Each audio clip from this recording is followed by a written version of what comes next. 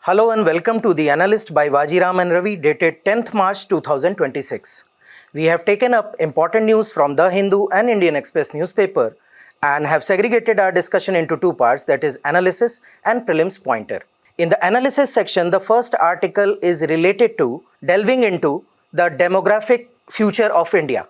Here, author is talking about the declining fertility rates and its implications. Along with that, it is also examining the pro-natalist policy adopted by some states. The second news article is related to One Nation, One Election, as a former union minister has opined that One Nation, One Election is in the favor of opposition parties. It will benefit them. The topics for prelim pointer are listed here, which will cover relevant information important from the perspective of prelims examination. So let us begin our discussion. So the first topic of today's session is inspired from this news article, which reads as When the State Pays for Babies, Some Lessons from Sikkim. Now this article tells upon a very important issue. As we all know, we usually talk about demographic dividend. We usually talk about the workforce that India is having around 65-64% of working age population. But here we are transitioning towards next stage of demographic level.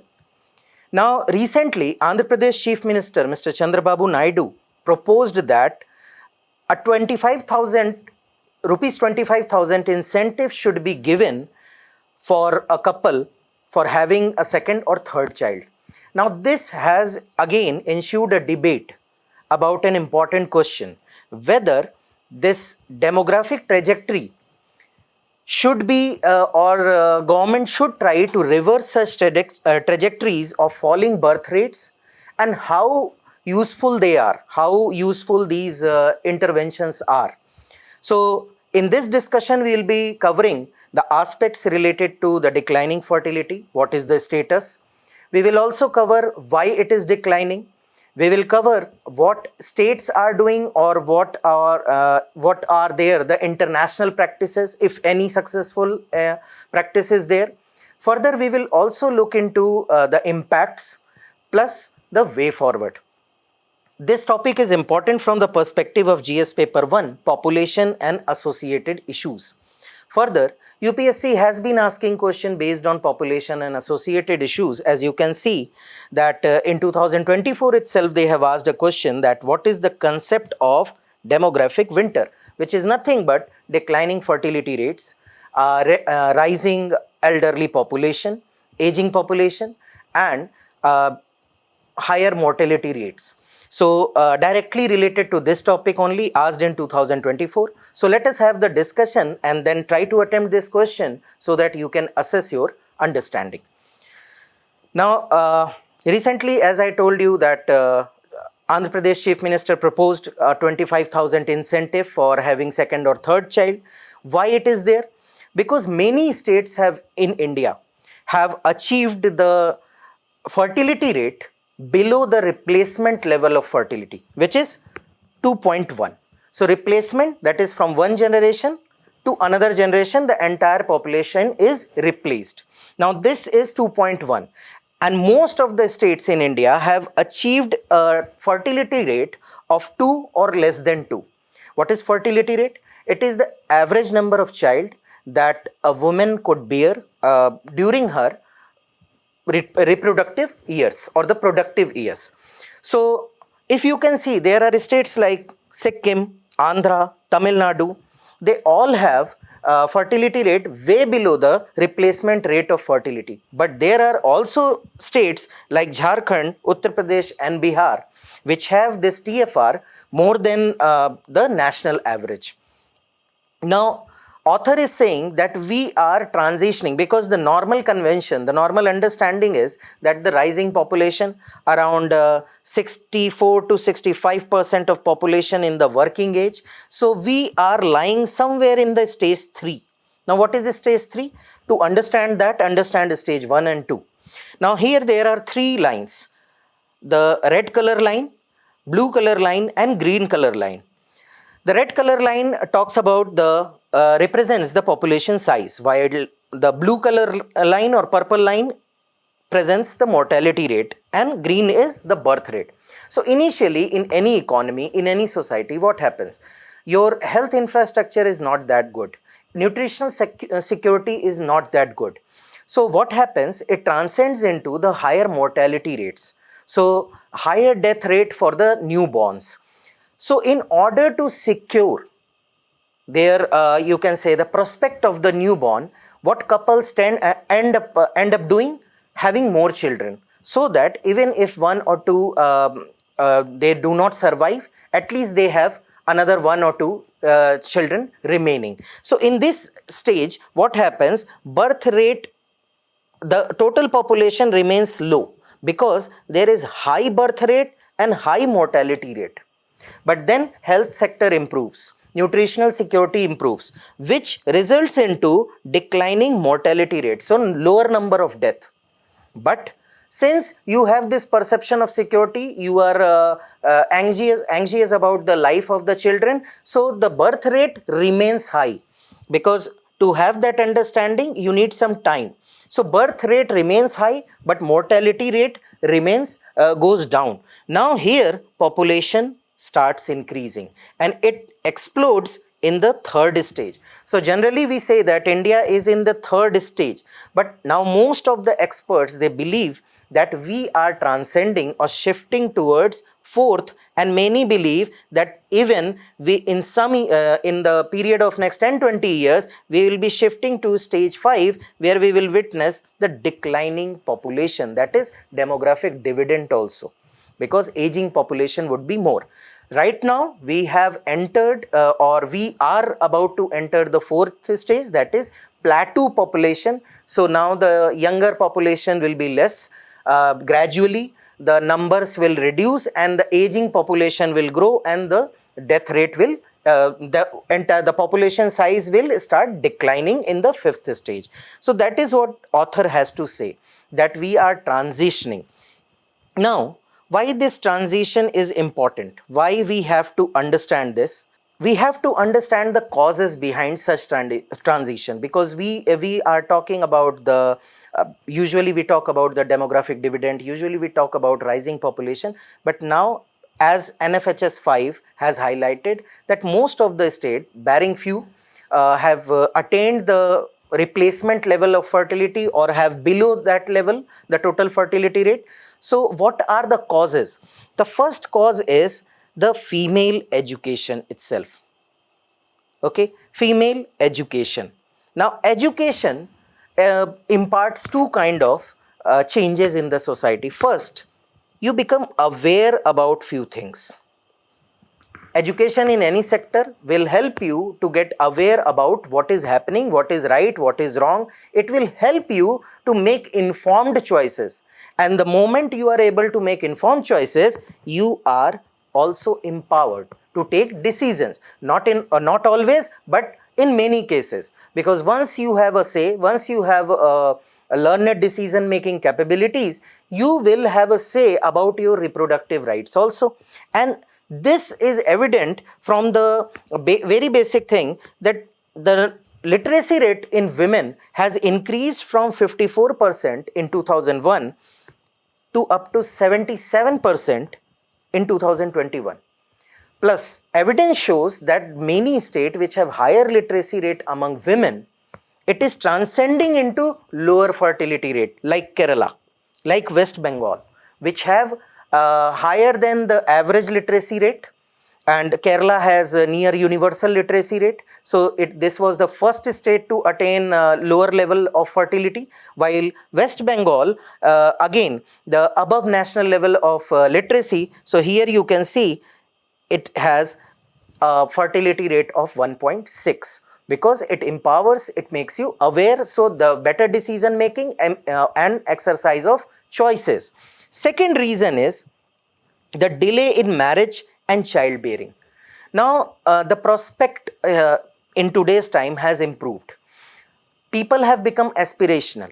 They want to educate themselves, they want to go for higher education, they want to go for better jobs, they want to go for financial stability. This is same for men as well as women.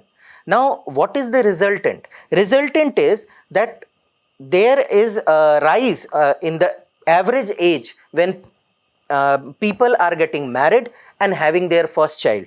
Now, latest data show that in just in the you can say a time frame of 15 years, like in 2010 it was 25 to 26 years the average age of childbearing, the first childbirth.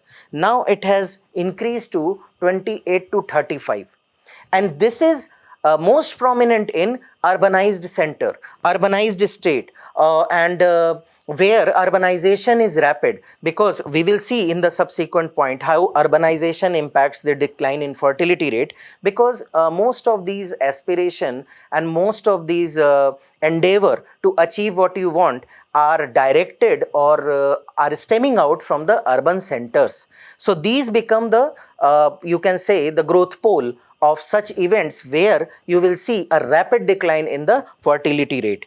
Next is the urbanization and rising cost of living. Now, NFHS 5 itself shows, if you can see here in this data, there is overall decline in the fertility rate, but if you will see the urban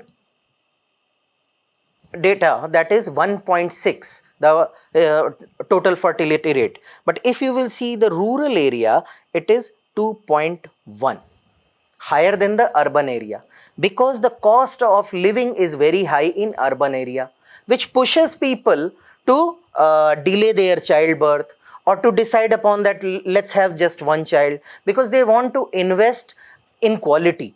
They because the cost of education is very high, child care is very high.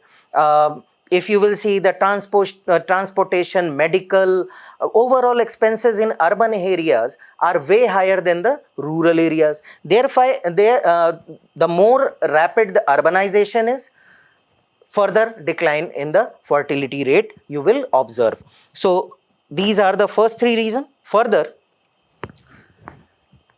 now government, as we had discussed that apart from China, India was concerned with the rapid rise in population, and government took measures, and many a times it is being debated that government of India is taking a reactive state to control the population, whereas the concept of stabilizing the population is more important. So the demand of time was to control the population explosion and rise this abrupt rise in the population. So government created various mechanism. In that, government was successful also. Now the direct impact is the access, affordability and availability of family planning and contraceptions. Now, this has been reflected in data of NFHS 4 and 5 also, where 54% was the prevalence in the contraceptive measures. Now it has grown to 67%, because now it is available, it is affordable, and also you have this awareness about the availability of such things. So the more family planning will come in, more contraceptives measure will come in, definitely the fertility rate will go down. Further, the declining infant and child mortality. With that, healthcare system, healthcare landscape is also improving, at least in metro cities and tier 1 cities. The quality of healthcare is very good, and now this has resulted into the declining infant and child mortality. So that sense of fear of losing a child and that sense of anxiety which was pushing the parents to have more children is gone now. So even one children, just invest well in that child, it is absolutely fine. There is no anxiety to have 2-3 children so that one can survive. There is no anxiety anymore. Next is the social norms and aspirations. So we have discussed some points, like people are preferring quality over quantity. Earlier, the size of the family was the concern. Now it is more about what kind of quality you are giving to your family members, especially the children, the education, their co-curricular activities, or anything that is related to their developmental progress. Now quality is being preferred over quantity. Further, parents want to invest higher amount in the education of student. In your vicinity, in our vicinity, we have always seen that parents, they always want to invest more in their children's education. So again, this higher investment, where it will come? To cut down the number of children. So if you will have fewer number of children, you can invest better. Then comes the better, obviously the better health and living standard. That is what the quality is all about. And individual themselves, they have the career aspirations, they want economic independence, and these things also influence the reproductive choices of the individual, whether it is male or female. They want to achieve their life goals, which may take time. They want to remain independent economically and socially also. That again have give them a say about their reproductive choices, and this has resulted into a delay in the childbirth, as we have seen earlier. The lifestyle factors in the urban centers especially. So India is now burdened with the non-communicable diseases. More than 65% burden is there. Now these diseases are more related to the lifestyle, the sedentary lifestyle, and obesity, stress, blood pressure. These things are normal these days. Now, these things directly affect the biological fertility capacity of an individual. So, sperm count may go down, other reproduction related or the fertility related medical issues you will see in the urban centers mainly. No, it is not, you can say, not present in rural centers. This is not true, but the occurrence of these instances, the occurrence of these health instances is more in urban center because of the lifestyle that urban center offers. Then migration and demographic mobility. Now migration, as you have seen, some states have still not achieved the replacement rate of fertility rate is still high. States we have seen: Jharkhand, Bihar, Uttar Pradesh. The, you can say, compounding effect is lack of job opportunity, better lifestyle. It pushes people from rural area, tier 2 cities, to urban centers, metro cities. What is happening? This migration is causing change in the population structure, both in the rural area and in the urban centers. So what is happening? Most of the males are migrating again. When you are migrating, you want a better life. So until you get that better life prospect, you won't be taking any chance in terms of having a child. Uh, the geriatric care in the villages or the rural area is now, earlier it was a joint family, a younger population is taking care of older population, but now it is not the same. And this is overall changing the dynamics of the population, and this migration and demographic mobility change in the population structure is again causing declining fertility rate, because directly or indirectly again it is impacting your choices and your outcomes. So moving further, what are the implications? Why we are concerned? Because we say, on one hand we say we need to control the population. Now when fertility is declining, we are again making noise that this is also dangerous. Because if we will focus just on the control of the population, rising or declining, the problem will remain there, because there are two sides of coin. If you have demographic dividend, then you have a stress that reap it accordingly or judicious manner. But if you don't have that demographic dividend, your economy will become stagnant. You will face the workforce problem. You will face the consumption problem, because there is no population to consume what you are producing. So again, it is like two faces of the same coin, where, and that is why it is always suggested that you should be focusing on stabilization. It should not be focused on increase or decrease, because some way or the other it is going to backfire. So implication, the aging population. Now United Nations Population Fund says that the aging population, that is 60 plus, will constitute 20% by 2050. Now, what is the burden on economy? The care, geriatric care, plus the care on the household, the medical facilities, the medical treatment, everything is going to put pressure on the economy.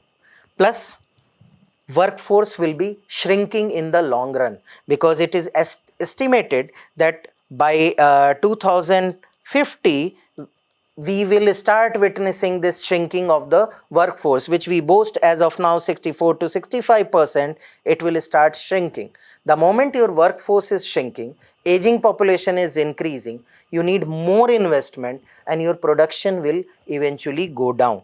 Then there are regional demographic imbalances also. So just take example of two categories of a state where the fertility rate is low and where the fertility rate is high. Now, first thing is migration from the high fertility area to low fertility area. Now, it will create all kind of tussle, the son of soil, you are taking my job, you are coming to my state, taking my resources, or the problem of squatter, problem of slum, everything will be there in urban area. Plus, the political angle to it. As you know, the seats to the Lok Sabha and state assemblies are determined on the basis of population. So, states are arguing that those states who have worked in positive direction to reduce their rate of increase of population, now just because they have lower population, they are being penalized by having lesser representation in the assemblies. Now again a political tussle and a social tussle. So this imbalance, if it is balanced, every state is having low TFR and low fertility rate, then maybe there would be no problem. But if there is a disparity, problem is bound to happen. Then family structure change. So earlier it was joint family, the aging population, the elderlies were getting care inside the family itself. Now directly the burden goes to the medical sector, the secondary sector, tertiary sector. Out of pocket expenditure will be high. Plus the social security net you will need to provide, the pensions will be provided. So all those things. Then economic growth. So best example is Japan and South Korea. They face economic stagnation partly due to aging population, not completely but partly, because their workforce, the workforce is declining, and aging population has peaked. That is why they are facing this stagnation. Now, lastly, the possible gender and marriage landscape imbalances. Why? Because India is a country where there is a preference for male child. Now, if we have declining fertility rate and combining it with the preference to the male child, it is bound to create, and there are chances that it will create a gender imbalance, the sex ratio imbalance, and which will completely disturb the marriage landscape. It will bring an imbalance in this institution altogether. So these are the implication of declining fertility. So what states have done, what article says? So the discussion starts with the Andhra Pradesh government, and there was a mention of Sikkim state. Now this case study shows that Sikkim was the first state which tried for pro-natalist policies. So what it did? It provided salary increment, it provided 1 year maternity leave, paternity leave, child care attendance on the government payroll. It also provided financial support for IVF treatment under Vatsalya scheme.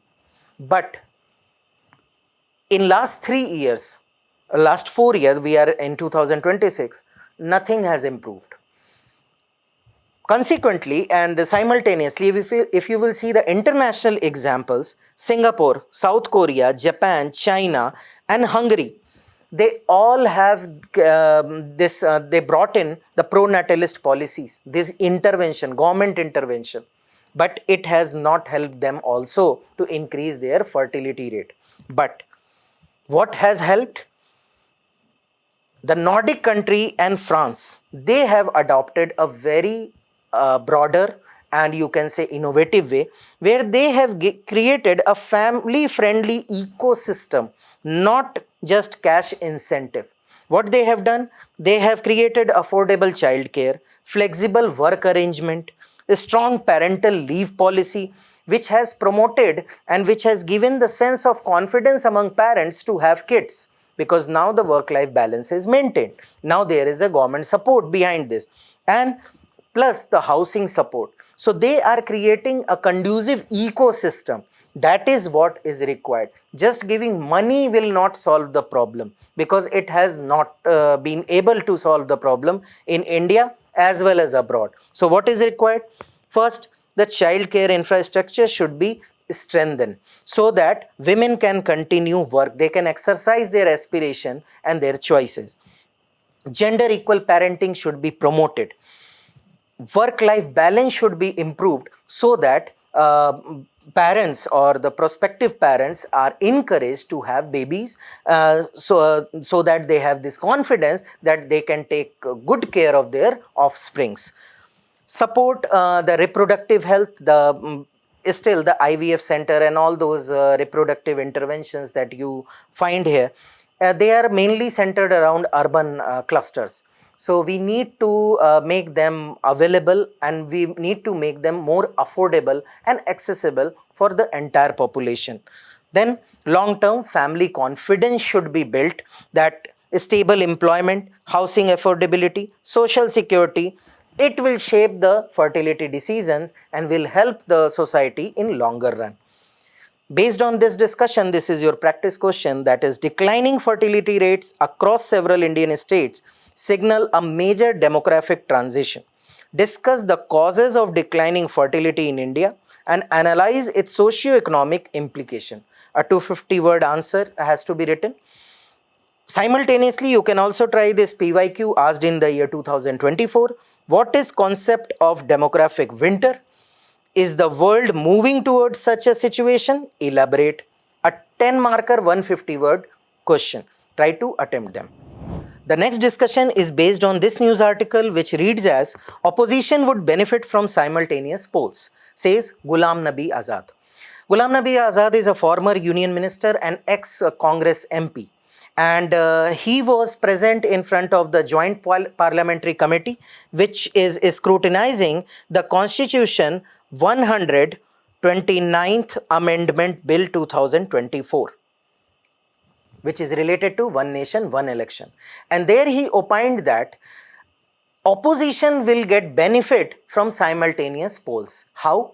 According to him, ruling party or the leaders of the ruling party won't be having much leverage to go for the election campaigns, and it is the opposition which will have this leverage of 5 years, or during the election time also they will have the leverage to reach out to the masses, and they can put forth their idea and their viewpoint, and that is how opposition will be benefited from this simultaneous poll. Now, political debate are going on. That is not your matter of concern. From your perspective, this topic is important from GS paper 2, that is Representation of People Act and Federalism. Plus, UPSC has also asked a question based on one nation, one election in the year 2017, which reads as, simultaneous election to the Lok Sabha and State Assembly will limit the amount of time and money spent in electioneering, but it will reduce the government's accountability to the people. Discuss. So let us have the discussion and then try to attempt this question. Now, one nation, one election. What is the argument behind this? The first and foremost argument is the expenditure in the elections. So if you will take the general election of 2019 itself, the cost of that general election 2019, according to Election Commission of India, was 60,000. And this is accounted cost. Unaccounted cost, you never know. Plus the general election of 2024, the estimated cost is around 1,35,000 crore. This is just an estimation. This is not a government data. But before the election itself, just see the amount of money and amount of seizures that ECI had done. Before the polling also, it was 4,650 crore worth value of cash, liquor, drugs, precious metal and freebies were seized by election commission before even the beginning of the polling. So if somebody is saying that this has breached the ceiling of 1 lakh crore, it is absolutely fine. And this is just the data related to general election, leave alone various assembly elections. So in India, what is happening throughout the year or every year, you will have election to some assembly or the other. 2-3 states are there, one state is there, 4-5 states are there, but every year you will have some or the other election. What is happening? Huge expenditure on part of political parties, on part of candidate, plus on part of the administrative machinery itself in moving the paraphernalia, you can say, the people, the machinery, the security apparatus, everything that cost huge amount to the exchequer. So one election, one nation, one election, that means that the election for the central government, that is Lok Sabha, and election to the state governments, that is state legislative assemblies, should be conducted simultaneously at one go. That is what one nation, one election means. So whatever the expenses, let it be in 1 year. For next 5 years, no expenditure on election per se. Second thing is governance disruption. So every time election is announced, the model code of conduct comes into play. In model code, during model code of conduct, what happens? You cannot announce any new government initiative. You cannot execute any new initiative. And this kind of becomes a paralysis for the governance apparatus. Niti Aayog itself has to say the same thing, that frequent elections interrupt development programs and governance processes. This is a government agency again stating the same feeling, that yes, the simultaneous and multiple application or announcement of elections and MCCs, they have brought in abrupt stoppage or abruption in the governmental process or the execution of the governance process. Then large number of security personnel, large number of teachers, large number of state government employees, they and central government employee, they all get entangled and they get engaged with the election work. And not only the governance work get stops, their utility is not efficient. If just imagine the security forces, you are moving lakhs security personnel from one state to another. If those personnel are available for guarding their borders or doing their duty in the district or doing their duty along the railway lines or the busy junctions of the city, just imagine you have extra manpower that can be utilized efficiently, which is not there. Time and again some election will come, troops will be sent, state police will be sent, reserve police will be sent, then army personnel will be sent. So again, misallocation of resources and not efficient use of resources. Then comes the political polarization. So in every election you will find some or the other kind of sloganeering, and new issues will come up.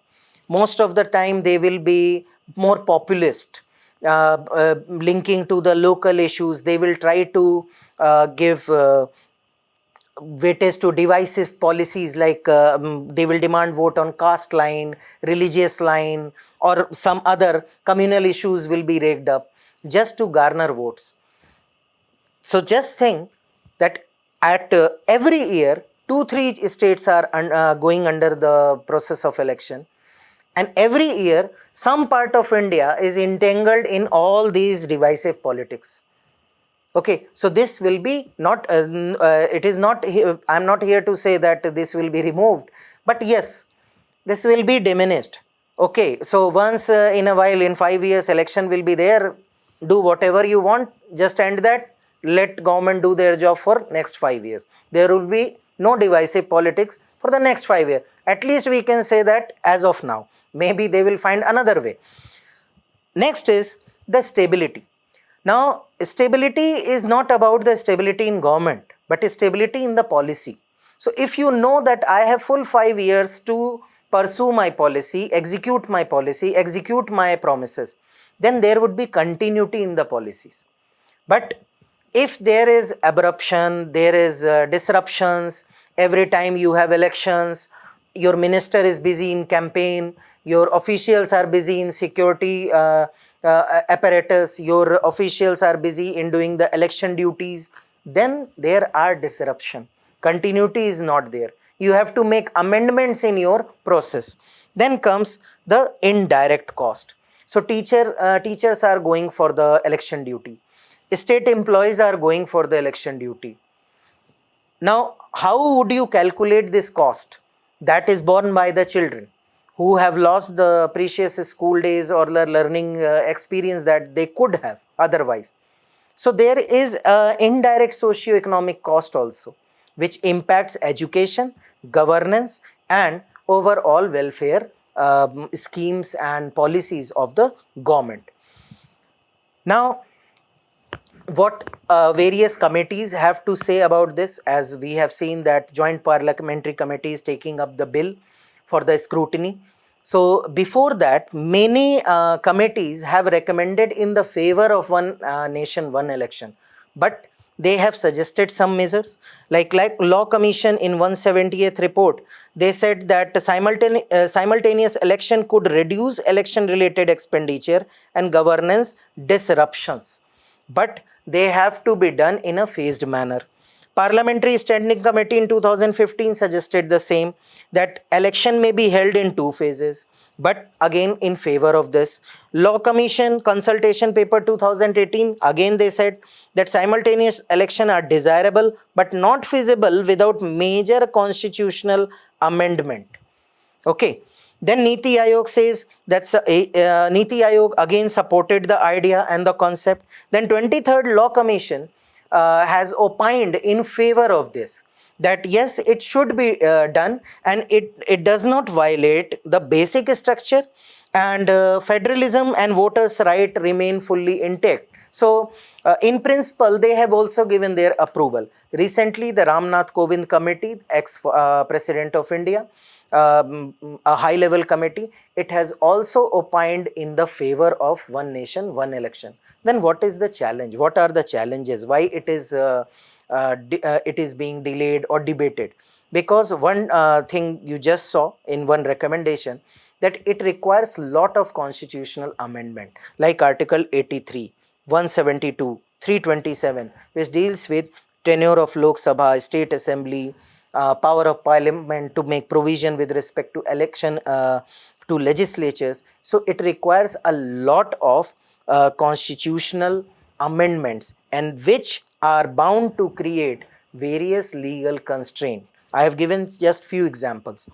Then the federalism concern. So state governments are of opinion that this is kind of trying attempt to make it a unitary structure where everything will be usurped by the central government. So the power of state governments to bring in no confidence motion against their government will be gone, because now they have to be in sync with the central government. The issues will be taking back seat. They will be ignored. Regional parties will be ignored. Basically, the autonomy that a state enjoy will be gone once the election are simultaneous.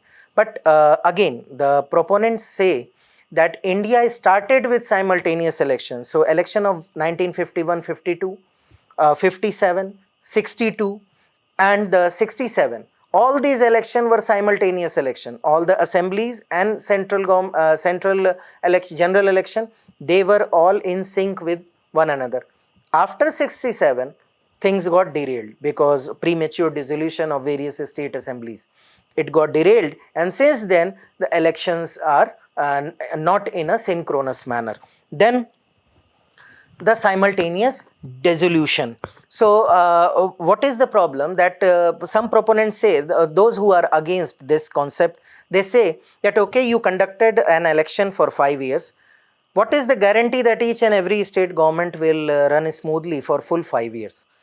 Because it may there can be instances where dissolution may occur. Then what will happen? So some committees have recommended that re-election will be done for the remaining period. So let's say in a state X, a government came A, but after 2 years the government collapsed due to no confidence motion. So the next election will be done only for the remaining 3-year period. But again, those who are arguing against it, they argue that then what is the point? Again, you are conducting an election for 3 years. You are spending the same money for just 3 years. Next is the logistical challenge. Here one very important concept is constructive vote of no confidence. What is it? In no confidence motion, the opposition says we have no confidence in this government. If bill is passed, government has to resign. In constructive vote of no confidence, the process is slightly different. Here, an alternative is decided simultaneously. So what is happening here? Opposition says we don't have confidence in this government, we have confidence in alternative government B. So there is no vacuum. This government is gone, this government comes in. So this is what constructive vote of no confidence, that I have no confidence in this person, but I have confidence in this person. So this requires a lot of institutional reform. This is not an overnight thing that can come.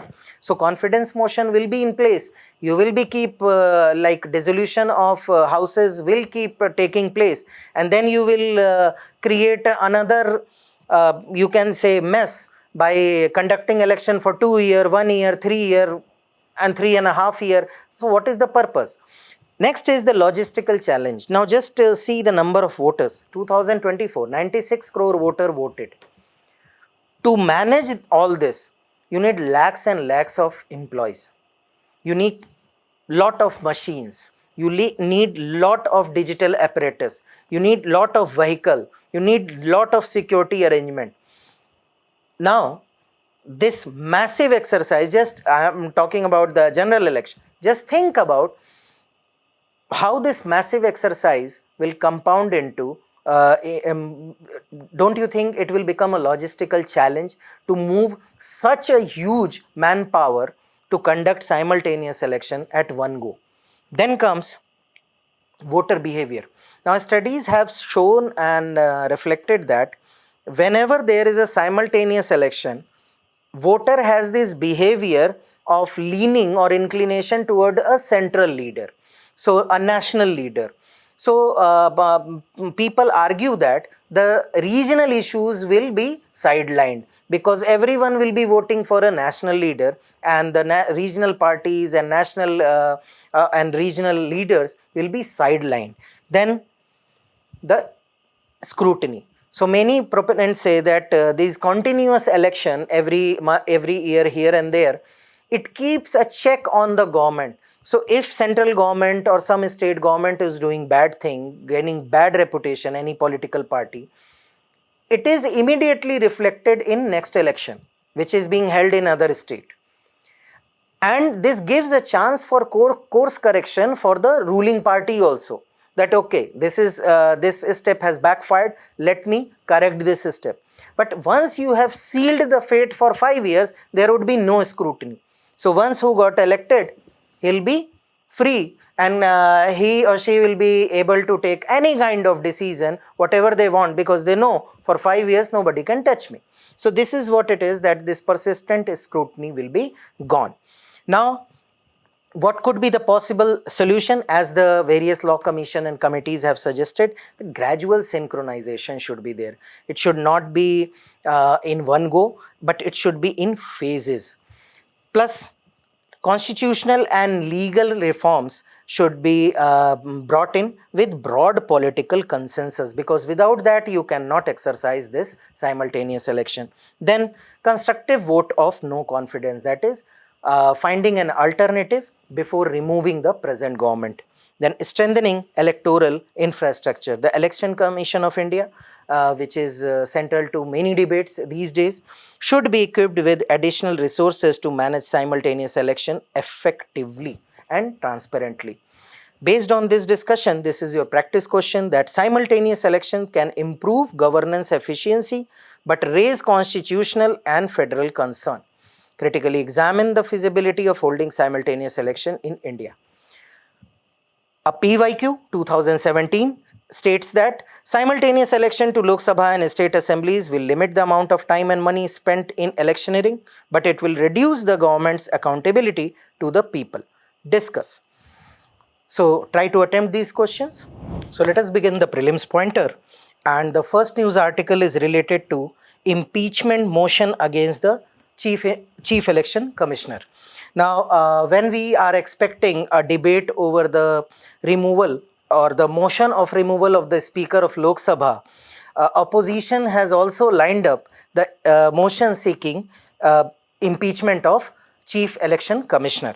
Now, important from the prelims perspective, constitutional bodies, appointment and removal, as UPSC has been asking questions.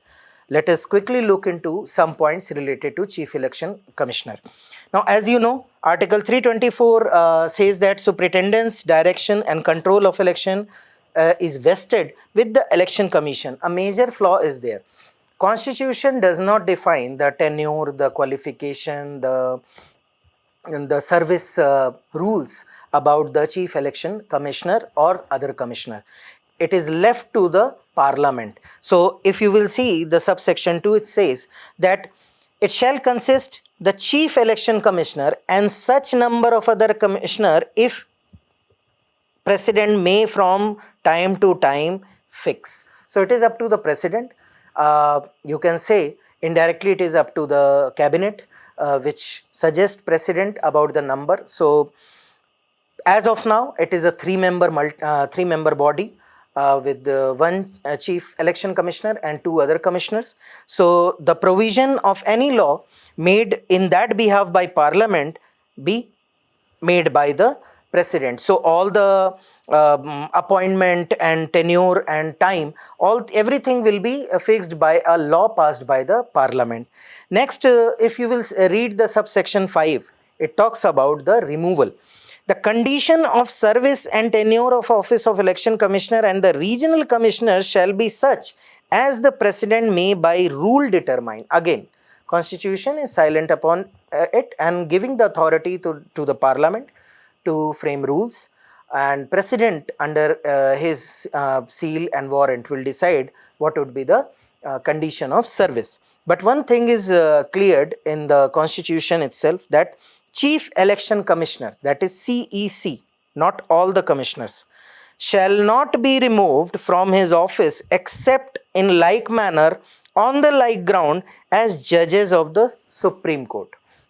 So as the service condition is left to the Parliament, they have given the service condition rules which states that 6 years, the tenure will be 6 years or 65 years of age, whichever is earlier. But they can give their resignation and also they can be removed. The Chief Election Commissioner can be removed on the grounds of similar to the ground of removal of Supreme Court judge, that is proved misbehavior or incapacity, and manner also. In that manner, the procedure will be followed is the same for Chief Election Commissioner. That is, first a motion will be brought in by the member of the House. So 50 members are required in the Rajya Sabha, while the 100 MPs, the motion is required for the Lok Sabha. Once this motion is accepted by the presiding officer in the respective house, investigation committee will be constituted. That committee will decide whether they are guilty or of this proved misbehavior or incapacity, and based on that recommendation, voting will be done, and they can be removed only when a special majority is achieved. That is, the majority of the total number of member of house and 2/3 of member present and voting. Both the conditions should be fulfilled. That is, majority of the total membership of the house and 2/3 of present and voting. Both conditions will be fulfilled, only then they can be removed. So in one sense, you can say the Chief Election Commissioner is appointed by the President, but his removal is not, you can say, dependent on the pleasure of president. It will be taken by this, the procedure which is followed for the Supreme Court judges. But other commissioners, other election commissioners or a regional commissioner can be removed. As constitution says, they cannot be removed from office except on the recommendation of chief election commissioner. So if chief election commissioner gives a recommendation to president that remove these election commissioner, they will be removed. There would be no special majority or the motion that is needed to be passed. Simply on the recommendation they will be removed. As you can see, in the year 2017, UPSC has asked a question based on the election commission. Try to solve this question and let us know the answer in the comment box. The next topic is based on the encephalitis crisis. Here in this article, authors have highlighted that how UP has tackled the problem of encephalitis. Now, important from two perspectives. First is the science and technology. Second is health. And what we are going to cover, first let us look into what the author has to highlight. First, they have given the data that in 2017, there were 5,400 cases and 650 deaths in the state of UP due to acute encephalitis syndrome and Japanese encephalitis.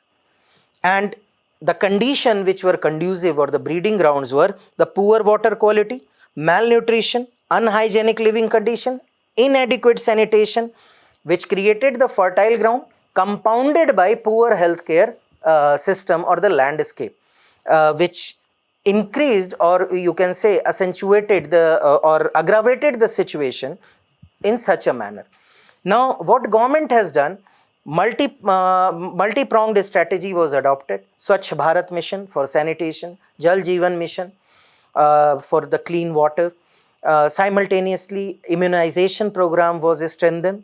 Coverage was done at a very, you can say, aggressive pace. Screening was being done. Emergency services were strengthened. Separate departments were created because these encephalitis, their occurrence is more during the monsoon season. So in these months, the health apparatus and health system was more active, proactive in screening and attending the cases.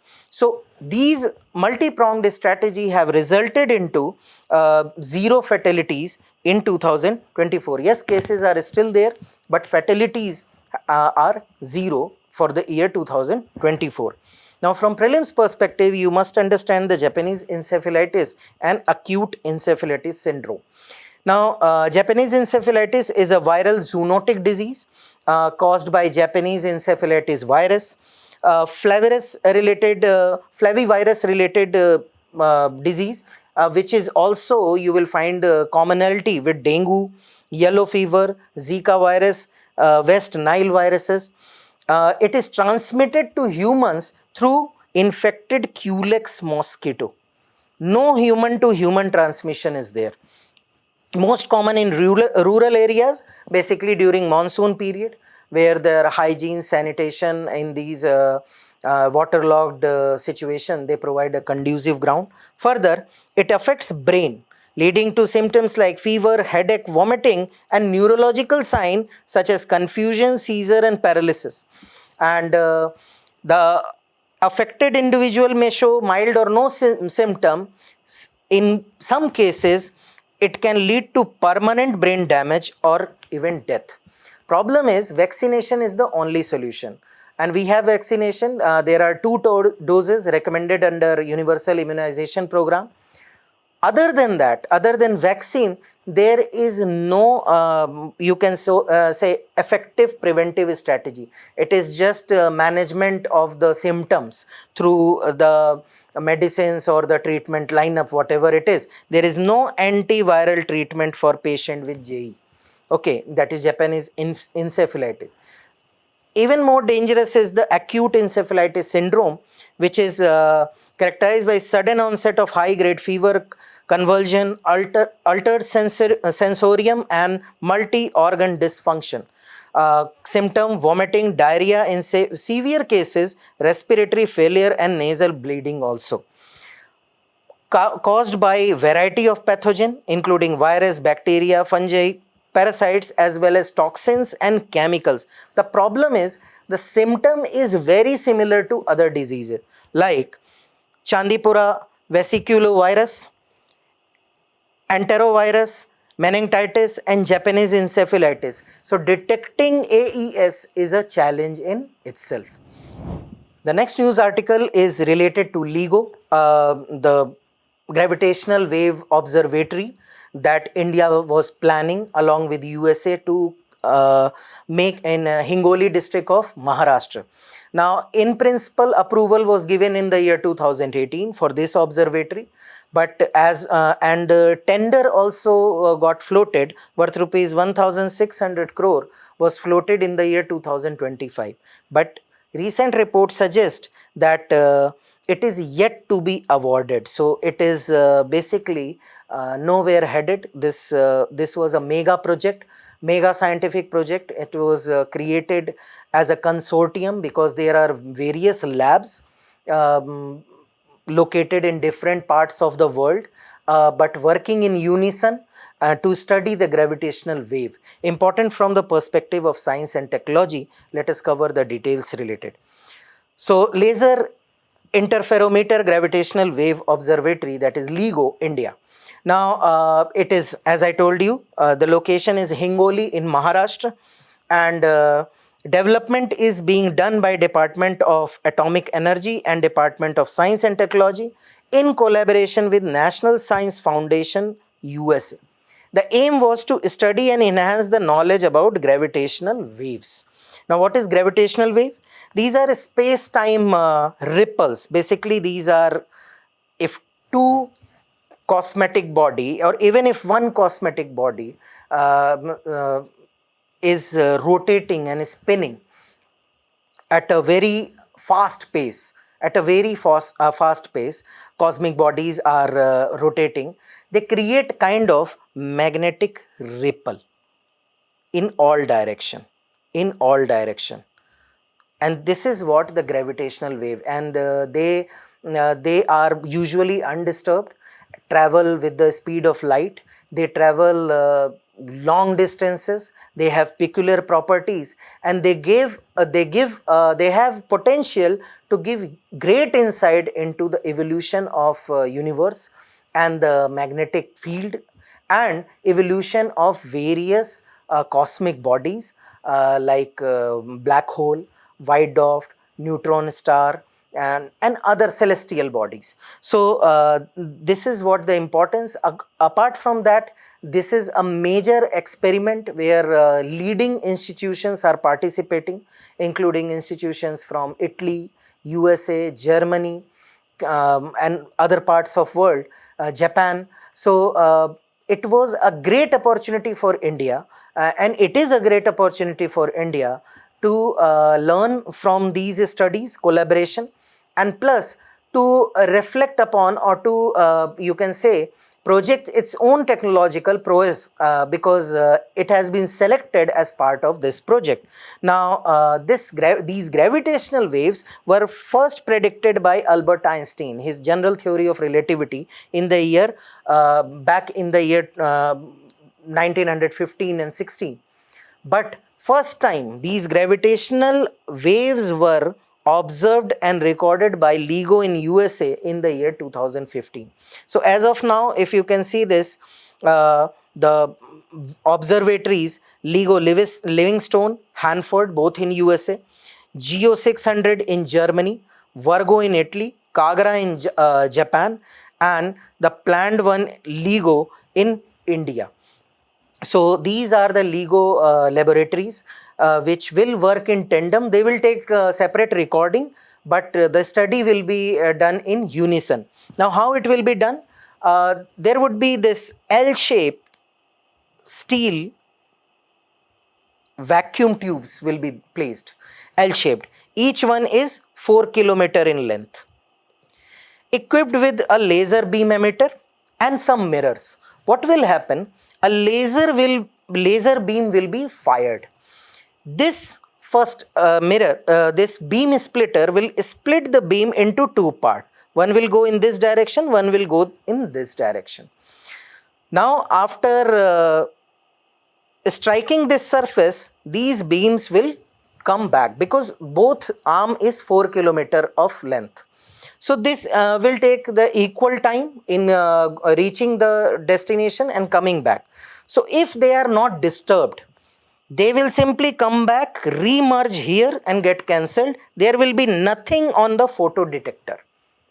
But if gravitational wave passes them, so this is an L-shaped structure. Now gravitational waves are ripple. So what they are doing, they are stretching some part and they are compressing some part. So let's say they create stretching in this part. Simultaneously, when gravitational wave will pass, this wavy character will create compression in this part. Now the time of returning of these the emitted pulses of laser will differ. And now this difference will not meet here and will not be cancelled out, but will be detected by photo detector. And the changes because the length, due to the change in length, the time period will change, and immediately scientists will take readings about these gravitational waves that have crossed these LIGO meters or the observatory. Now in India, as you have seen that Atomic Energy, Department of Atomic Energy is leading this. So Directorate of Construction Services and State Management under the Department of Atomic Energy. Apart from that, 3 institute, prominent technological institute, that is Institute of Plasma Research, Gandhinagar, Inter-University Center for Astronomy and Astrophysics, Pune, and Raja Ramanna Center of Advanced Technology, Indore. These 3 institutions are taking part in this research and contributing towards the world study of gravitational waves. Moving further, the next news is related to ongoing crisis in the Middle East. And as you all know, day by day, the main burnt of this war is being witnessed or being felt by the oil consuming or the oil importing countries, because oil prices are going up day by day. Now in this regard, the International Energy Agency, it suggested that countries should use their strategic oil reserve to cool off the oil prices. Now India has refused that we are not going to join this call and we are not going to use our strategic reserve to cool down the prices. Important from the perspective of prelims, energy security and international organization both. Let us see the details. Now International Energy Agency, intergovernmental organization under the framework of OECD. What is OECD? Was created in the 1974 in the wake of oil crisis, 73-74 oil crisis, and is still doing the main job is to ensure the constant supply of energy and energy security to the member country and the global supply lines also. So 31 countries are member to this, and there are 11 association countries, and candidate country of IEA must be member of country of OECD. So candidate country that must be a member of OECD. You cannot become a member country if you are not OECD member. So you can only become associate countries, and India has joined the organization in 2017 as an associate member. That is why the call was applicable to India also, but India refused. Major publications are World Energy Outlook, World Energy Balance, Energy Technology Perspective, World Energy Statistics, and Net Zero by 2050. It is headquartered in Paris, that is France. Now, from the perspective of the Strategic Petroleum Reserve, India has created a special purpose vehicle, that is Indian Strategic Petroleum Reserve Limited, ISPRL. As of now, we have a strategic reserve of 5.33 million metric ton at 3 places in the country. First is the Visakhapatnam, where we have a capacity of 1.33 million metric ton. Then the Mangaluru in Karnataka, where we have 1.5 MMT capacity, and Padur again in Karnataka, where we have 2.5 MMT capacity. So all in all, they have this reserve for 9.5 days of contingency situation as of now. However, there are two proposed and passed under construction reserves also, that is Chandi Khol in Odisha, and another one is in Padur itself in Karnataka. Uh, so once operational, Chandi Khol will be the largest, the Padur will be the largest, because as of now it is 2.5. Again additional 2.5, it will become 5 MMT, followed by Chandi Khol, which is 4 MMT. But 9.5 days are with this strategic oil reserve as of now.